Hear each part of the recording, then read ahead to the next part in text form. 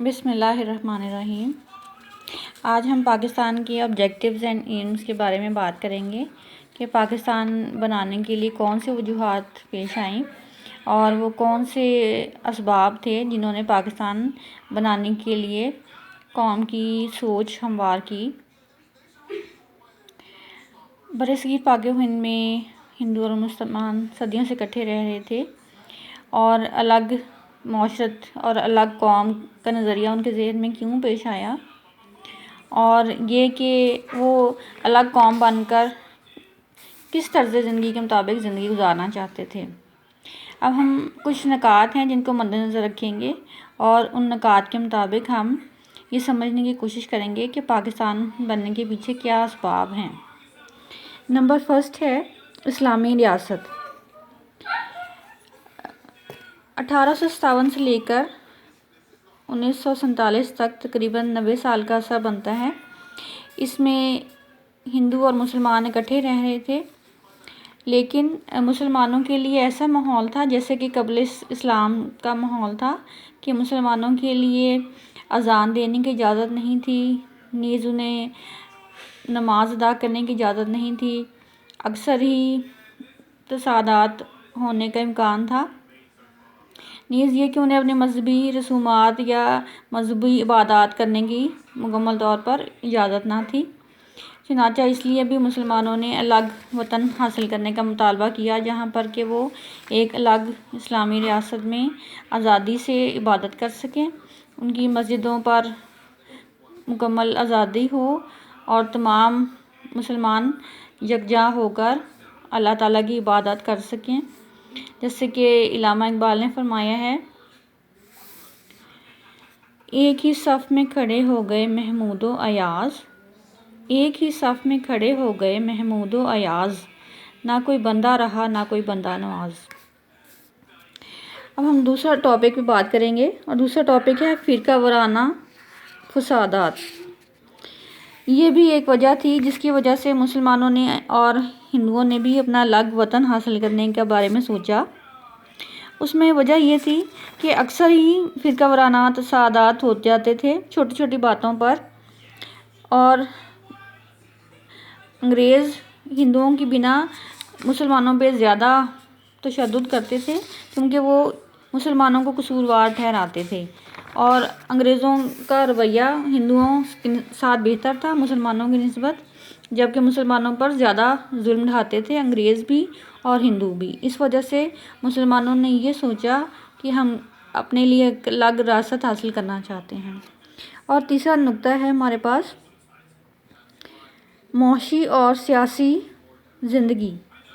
مسلمانوں کی معاشی اور سیاسی زندگی بھی اچھی گزرنے آ رہی تھی کیونکہ برصغیر پاک و ہند میں مسلمانوں نے تقریباً 300 سال تک حکومت کی تھی، مگر ایسٹ انڈیا کمپنی کے قیام کے بعد جب انگریزوں کا غلبہ ہو گیا تو انگریز نے ہر طرف ہی اپنا رعب جما لیا، اور 1857 کے بعد انگریزوں نے مسلمانوں کو پیچھے چھوڑ دیا کیونکہ وہ مسلمانوں کو ذمہ دار سمجھتے تھے کہ انہوں نے 1857 کی جنگ چھیڑی ہے۔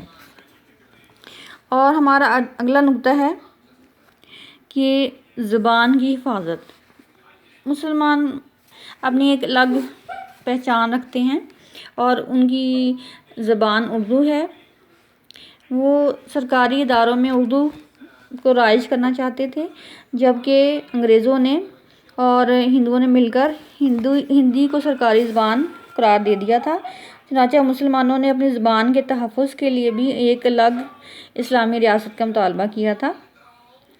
اور ہمارا اگلا نقطہ ہے دو قومی نظریہ کی حفاظت۔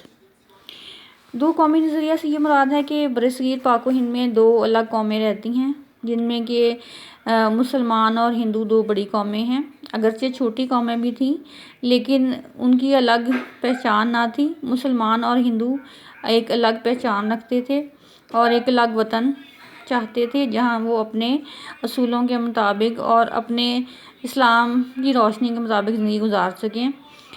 ہندوؤں کے الگ تہوار ہیں اور مسلمانوں کے الگ مذہبی رسومات ہیں، مگر صدیوں سے اکٹھے رہنے کی وجہ سے مسلمانوں نے انگریزوں سے اور ہندوؤں سے بہت کچھ سیکھ لیا تھا، جس کی وجہ سے وہ چیزیں مسلمانوں کے مذہب میں شامل ہونے لگی تھی۔ اس اندیشے سے اور اس خدشے سے بچنے کے لیے بھی مسلمانوں کے لیے ایک الگ ریاست ضروری تھی۔ چنانچہ دو قومی نظریہ وجود میں آیا، جس سے کہ علامہ اقبال جو کہ مفکر پاکستان کہلاتے ہیں، جنہوں نے پاکستان کا خواب دیکھا ہے، انہوں نے بھی اپنے متعدد اشعار میں مسلمانوں کو خواب غفلت سے جگایا، اور یہ کہ انہیں ایک قوم کی صف میں کھڑے ہونے کا شعور دیا، اور دو قومی نظریہ کو بھی علامہ اقبال نے ابھارا۔ جیسے کہ انہوں نے فرمایا کہ نیل ایک ہوں مسلم حرم کی پاسبانی کے لیے، نیل کے ساحل سے لے کر تا خاک کاشغر۔ علامہ اقبال کی شاعری کو جب ہم بغور پڑھیں تو ہمیں معلوم ہوتا ہے کہ انہوں نے ہی مسلمانوں میں یہ جذبہ ابھارا کہ وہ اپنی ایک الگ پہچان حاصل کریں اور الگ وطن میں رہیں۔ چنانچہ انہی خیالات کو عملی جامہ پہناتے ہوئے قائد اعظم نے الگ وطن کا مطالبہ کیا تھا۔ اب ہمارا جو اگلا ہے ٹاپک وہ یہ ہے کہ مسلمانوں کو معاشی اور سیاسی استحصال سے بچانے کے لیے بھی الگ وطن کا مطالبہ کیا گیا تھا۔ معاشرے میں تنگی تھی، نوکری نہ تھی، عزت نہ تھی۔ مسلمانوں کے لیے نوکریوں کے دروازے بند کر دیے گئے تھے، انہیں غلام بنا لیا گیا تھا، اور انگریز اور ہندو آپس میں مل گئے تھے، اور انہوں نے یہ سوچا تھا کہ ہم تا زندگی مسلمانوں کو غلام ہی بنائے رکھیں گے، انہیں اچھے عہدوں پہ فائز نہیں ہونے دیں گے، انہیں سرکاری نوکریاں نہیں دیں گے، یہاں تک کہ انہیں عزت سے مخاطب بھی نہ کیا جاتا تھا۔ ہمارا اگلا نقطہ یہ ہے، مسلمانوں کے لیے معاشی طور پہ خوشحال ریاست چاہیے تھی، جہاں پہ کہ مسلمان عزت سے اپنی روزی حاصل کر سکیں، کسی کے زیر نظر نہ رہیں، ان کا ایک الگ قومی تشخص ہو، اور یہ کہ وہ حلال روزی کما سکیں اور معاشی طور پہ خوشحال ہو سکیں۔ ہمارا آخری نقطہ یہ ہے کہ سب کے سامنے ایک قوم بن کر کھڑے ہونا۔